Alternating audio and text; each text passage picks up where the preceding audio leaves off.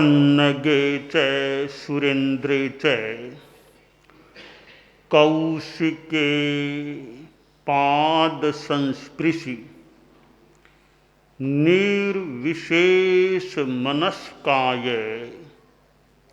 श्री वीरस्वामिने नमः। आरहत वाङ्मय में कहा गया है, पत्तेयम पुण्य पावम। एक सिद्धांत है कर्मवाद। जैन दर्शन का एक मुख्य यह वाद है, सिद्धांत है।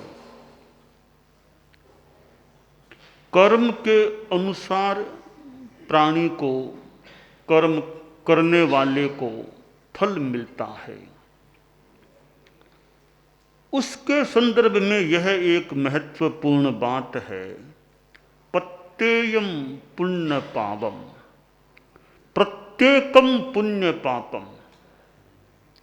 पुण्य पाप प्रत्येक होता है, एक एक का अपना अपना होता है। मेरा पुण्य मुझे भोगना है और मेरा पाप भी मुझे भोगना है।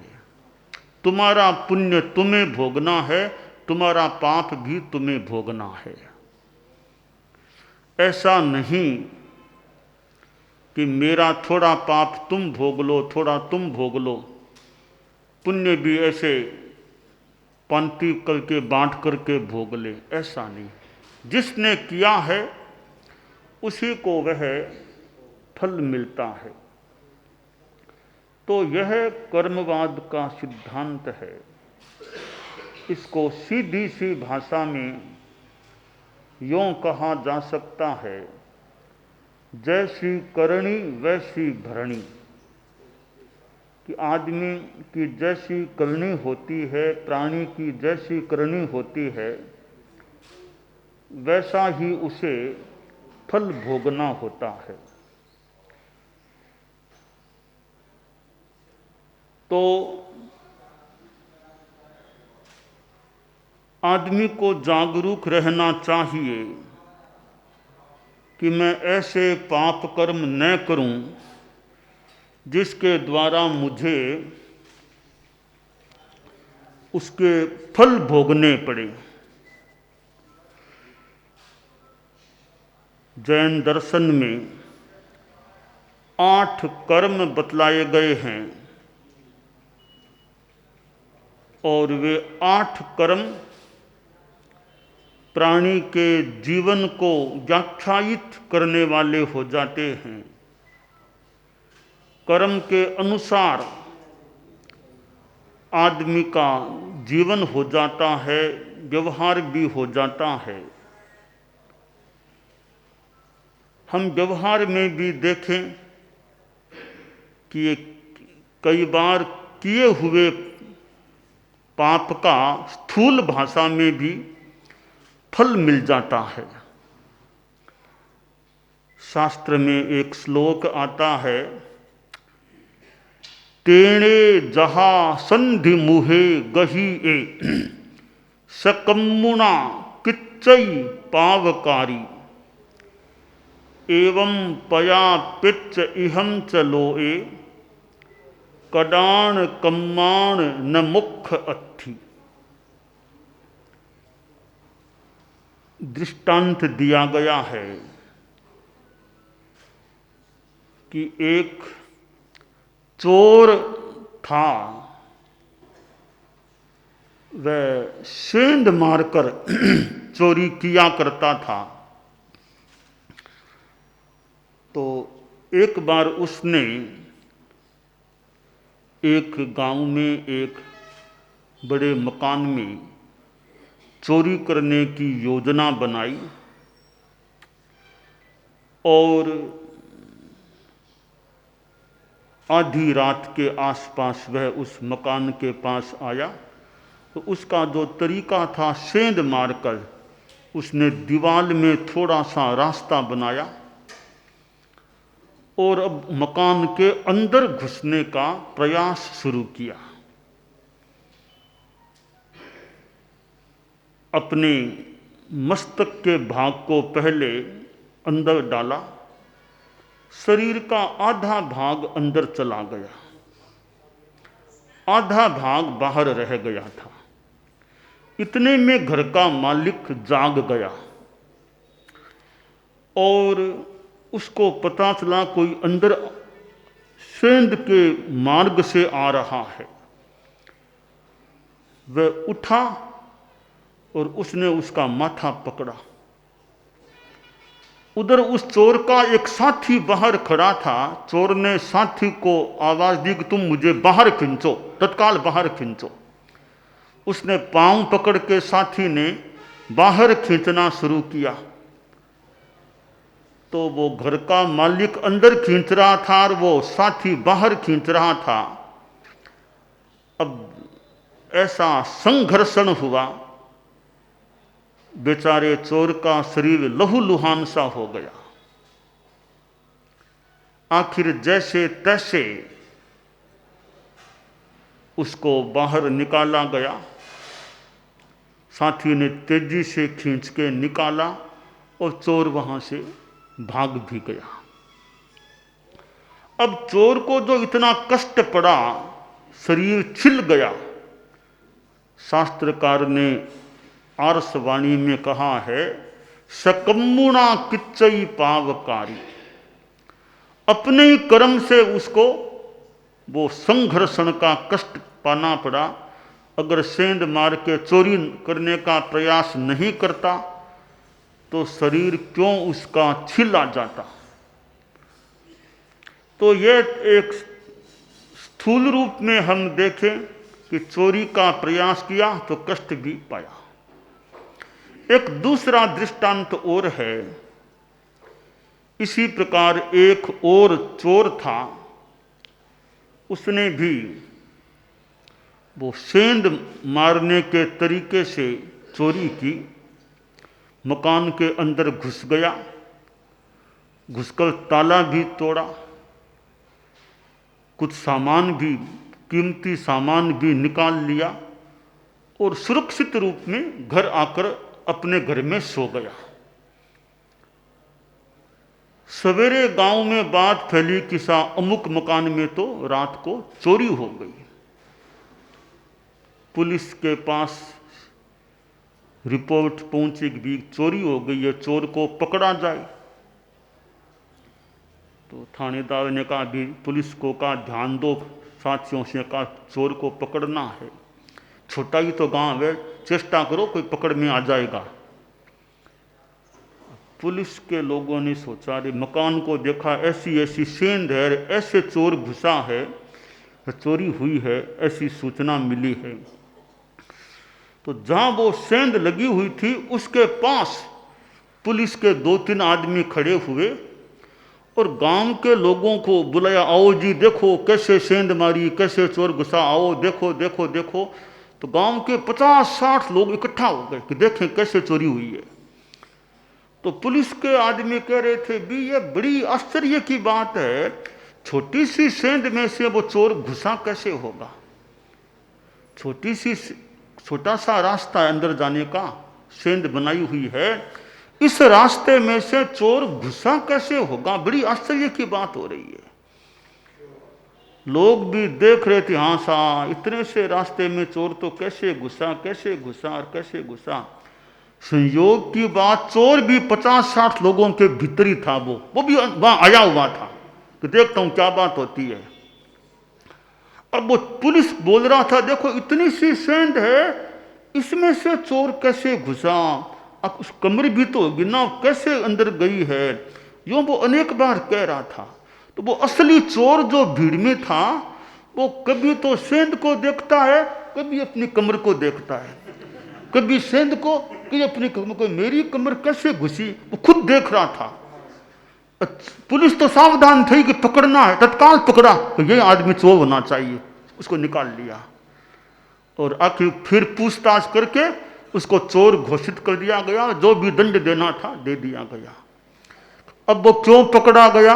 अपने ही कर्म से पकड़ा गया। क्यों? बार बार देखा अपनी कमर को, क्यों ध्यान दिया कमर पर? तो कमर को देखा, सेंध को देखा, फिर कमर को, फिर सेंध को, फिर कमर को, पकड़ में आ गया। अपने ही कर्म से आदमी पकड़ में आ सकता है। तो ये कुछ स्थूल उदाहरण हो सकते हैं, परंतु इसी प्रकार सूक्ष्म सिद्धांत है कि जो प्रवृत्ति आदमी करता है, अच्छी या बुरी, या परिणाम भी होते हैं, जो भी कर्म के सिद्धांत हैं, उनके अनुसार आदमी को फल मिलता है। हमारे बाल मुनियों में देखें, कोई मान लो बहुत प्रतिभाशाली है, बहुत जल्दी याद कर लेते हैं, अच्छी तरह बात को समझ भी लेते हैं, कुछ बोल भी लेते हैं। तो प्रतिभाशाली है तो इसका मतलब है ज्ञानावरणीय कर्म का उनके कुछ अच्छा क्षयोपशम है, तब प्रतिभा है, स्मृति शक्ति ठीक है, जल्दी याद कर लेते हैं, उत्तराध्ययन 10वें आलियम को आगे से आगे याद कर लेते हैं, कुछ तत्वज्ञान को मान लो समझने की चेष्टा भी कर लेते हैं। तो बुद्धि अच्छी है तो मानना चाहिए ज्ञानावरणीय कर्म का अच्छा क्षयोपशम है। अब कोई संत है, संत कह दो, बच्चा कह दो, वो इतना सीख नहीं पाता, याद नहीं होता, समझता भी नहीं बात को, बुद्धि से कमजोर है, इसका मतलब है ज्ञानावरणीय कर्म का थोड़ा ज़्यादा उदय है, तब बौद्धिक क्षमता का विकास नहीं है। एक आदमी है, शरीर बड़ा स्वस्थ रहता है, मजबूत है, किलोमीटर 12 चलना हो तो 12, 15 चल लेता है, 18 चल लेता है, कोई खास ज़्यादा थकान नहीं, परिश्रम कर लेता है, शरीर में खास कोई बीमारी नहीं होती है। इसका मतलब है कि उसके वेदनीय कर्म की प्रतिकूलता इतनी नहीं है। वेदनीय कर्म के 2 भेद हैं, सात वेदनीय, असात वेदनीय। बीमारियां है तो मानना चाहिए असात वेदनीय का योग है। खूब अनुकूलता है, खूब स्वास्थ्य मजबूत है, बहुत ज़्यादा मजबूत अच्छा है, तो आशा करें कि सात वेदनीय कर्म का उदय है, तब शरीर ठीक है। तो यह अंतर क्यों आया? यह कर्म के कारण से अंतर आ गया। अब प्रश्न है कि सात वेदनीय का उदय क्यों है और असात वेदनीय का क्यों? किसी को दुख देने से, मारने से, लाठी आदि का प्रहार करने से, किसी को रुलाने से, कष्ट देने से, निरनुकंप भाव से एक कष्ट देने का काम करने से असात वेदनीय कर्म का बंध हो सकता है। और किसी को तकलीफ नहीं देना, यह भावना नहीं देना, और संतों की अच्छी सेवा करे, तो सात वेदनीय का बंध हो सकता है। अब एक आदमी है, आयुष्य बहुत लंबा भी है, अच्छा है, अच्छी गति, अच्छा लंबा आयुष्य है, अनुकूलता है, आयुष्य क्रम का अनुकूल योग है, इसका मतलब आयुष्य क्रम शुभ रूप में है। एक आदमी है जो आयुष्य भी बहुत कम पाता है, अच्छा भी जीवन क्रम नहीं है, अच्छी गति नहीं है, मान लो अशुभ आयुष्य क्रम का योग है। एक आदमी है, प्रतिष्ठा ख्याति बहुत मिलती है, जो बात कह दे वो बात लोग मानते भी, इन्होंने कह दिया तो मान लो। आदेय वचन, जो कह दिया उनके वचन को स्वीकार कर लिया जाता है, यानी शुभ नामकर्म का योग है। एक आदमी बोले तो रे कौन बोलते हैं, बैठो, बैठ जाओ, बैठ जाओ, बैठ जाओ, कोई लोग सुनना नहीं चाहते हैं, यानी कोई अशुभ नामकर्म का योग हो रहा है। यूं कुल मिला के 8 कर्मों की बातें हैं। तो जैसा कर्म आदमी करता है उसके अनुसार फल मिल जाता है। तो हम कर्मवाद के सिद्धांत पर मनन करके अपने जीवन में अशुभ कामों से, पापों से जितना संभव हो सके बचने का प्रयास करें, कि मेरी ओर से जीवों को, प्राणियों को तकलीफ न पड़े। किसी को मैं कष्ट देने का प्रयास न करूं, जितना हो सके अपने आप को बचाऊं कि मेरे द्वारा किसी को कष्ट न हो जाए। हमारे बाल मुनि चलते हैं, मान लो रास्ते में चींटियां आ गई, कि चींटियां है तो ध्यान दो कि ऐसे रास्ते से ऐसे चलें कि चींटियों पर पैर न पड़ जाए, चींटी कोई मर न जाए पांव के नीचे आकर। रात को चलना है, अच्छी तरह ध्यान दे के जीव जंतु की हिंसा न हो जाए, जो विधि प्रमार्जन प्रतिलेखन करके कि जीव की हिंसा न हो जाए। हरियाली है रास्ते में, कि हरियाली पर पांव न पड़ जाए, ऐसा जितना हो सके प्रयास करूं, कितना हरियाली से बच सकूं, हरियाली का स्पर्श जितना न हो। बिहार हो रहा है पर रास्ते में अंकुरे आ गए, या पंचमी समिति के लिए जाना, बीच में हरियाली आ गई, तो जितना बचाव हो सके थोड़ा पैर को ऊंचा करके थाबे के बल पर, जितना कम पैर का स्पर्श हो हरियाली से, यह अहिंसा का प्रयास है।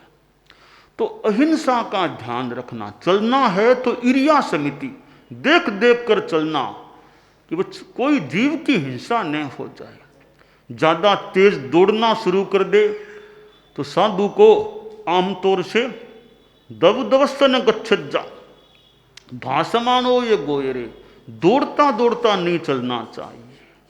बचपन है, मान लो शरीर की अनुकूलता हो सकती है दौड़ने की, परंतु अनुकूलता होने पर भी संयम रखे। अनुकूलता तो होना अच्छी बात है, शरीर में ताकत है कि पैरों से दौड़ भी सकता है आदमी, दौड़ने की क्षमता होना तो ठीक है, अनुकूलता है, पर हर क्षमता का उपयोग हर जगह नहीं करना चाहिए। हर क्षमता का उपयोग हर जगह नहीं करना चाहिए, कि पैर ठीक रहें पर चलने में साधु के हिसाब से, साधु की गति से भी सामान्यतया वो चलने का, कि दौड़ते हुए नहीं। चरे मंद मनुविज्ञो अबक्षितेण चेयसा, साधु कैसे चले? मंद चले, अनुद्विग्न शांत भाव से चले, चित्त शांत रहे, शांति से चले। तो चलने में भी साधुता, कि मेरे हिंसा का दोष न लग जाए। और बोलना है तो बोलने में भी भाषा समिति का ध्यान देना, चलने में इरिया समिति और बोलने में भाषा समिति। निर्वद्य, परिमित, संयत और विचार पूर्वक बोलना, निर्वद्य भाषा बोलना, सावध्य नहीं बोलना, परिमित ज़्यादा नहीं बोलना, सीमित बोलना, और संयत संयम युक्त बोलना, खुले मुंह नहीं बोलना, और विचार पूर्वक ध्यान देकर बोलना। हर कोई बात नहीं कह देनी चाहिए, हर कुछ नहीं कहना चाहिए। कहने की बात आदमी कहे, न कहने की बात साधु को नहीं कहनी चाहिए। भिक्षु है, बहुम सुने ई कन्ने हिम, बहुम अच्छी हिम पेक्षई, नय दिठम सुयम सब्बम, भिक्षु अखाऊ मरी है। साधु कानों से बहुत सी बातें सुनता है, आंखों से बहुत सी चीजों को देखता है, किंतु सारा सुना हुआ और सारा देखा हुआ भिक्षु के लिए कहने के लायक नहीं होता है। आचार्य भिक्षु के पास एक अन्य संप्रदाय का साधु आ गया, कुछ देर बातचीत हुई उसके साथ, फिर वह अन्य संप्रदाय का साधु चला गया। शिष्य भिक्षु स्वामी का बोला, गुरुदेव वो साधु आया था, आपसे बात की। क्या बात की थी? किस विषय की बात की थी? स्वामी जी, परम पूज्य भिक्षु स्वामी ने कोई प्रायश्चित के संदर्भ में उसे कोई प्रायश्चित लेना था, उस विषय में बात की थी। तो साधु ने अगला प्रश्न कर लिया कि किस बात का प्रायश्चित वो लेना चाहता था। परम पूज्य भिक्षु स्वामी ने कहा, यह बताना नहीं कल्पता, यह बताना नहीं कल्पता, किस बात का प्रायश्चित लेने आया था। तो यह है वाणी का संयम कि हर कोई बात नहीं बताना, हर किसी की हर कोई बात नहीं बताना। बताने की बात मान लो बताई जा सकती है, कोई गोपनीय बात है उसको प्रकाशित करने का, फैलाने का प्रयास नहीं करना चाहिए। किसी साधु में भी दोष देख ले तो उसको बता दो, उपयुक्त व्यक्ति को बता दो, पर बात को इधर उधर फैलाने का प्रयास करना वो अच्छा नहीं होता। तो ये वाणी का संयम। इस प्रकार आदमी के पास ज्ञान भी आ गया, मान लो तुम बाल मुनि हो, मान लो कभी बहुश्रुत बन जाओ, अच्छे विद्वान भी मान लो, आशा करो, कामना करो बन जाओ, तो विद्वत्ता का भी घमंड नहीं करना चाहिए। घमंड की भाषा नहीं, मैं इतना जानता हूं, घमंड के रूप में अपना प्रदर्शन नहीं करना चाहिए। संस्कृत में कहा गया है कि ज्ञाने मौनम क्षमा शक्तौ, ज्ञान होने पर भी दिखावा नहीं करना, ज्ञान का, पांडित्य का, वैदुष्य का प्रदर्शन नहीं करना दिखावे के रूप में कि मैं इतना विद्वान हूं। क्षमा शक्तौ, शक्ति होने पर भी, 2 की 4 सुनाने की शक्ति होने पर भी क्षमा रखना, सहनशीलता रखना। तो यूं संयम है, सादगी है, विवेक है, अच्छा आचरण है तो अच्छा फल। गलत आचरण हो जाए हिंसा आदि का तो उसका गलत फल। तो हमें अपने जीवन में 5 कर्मों के बंध से अपनी आत्मा को बचाने का ज़्यादा से ज़्यादा जितना संभव हो सके प्रयास करना चाहिए।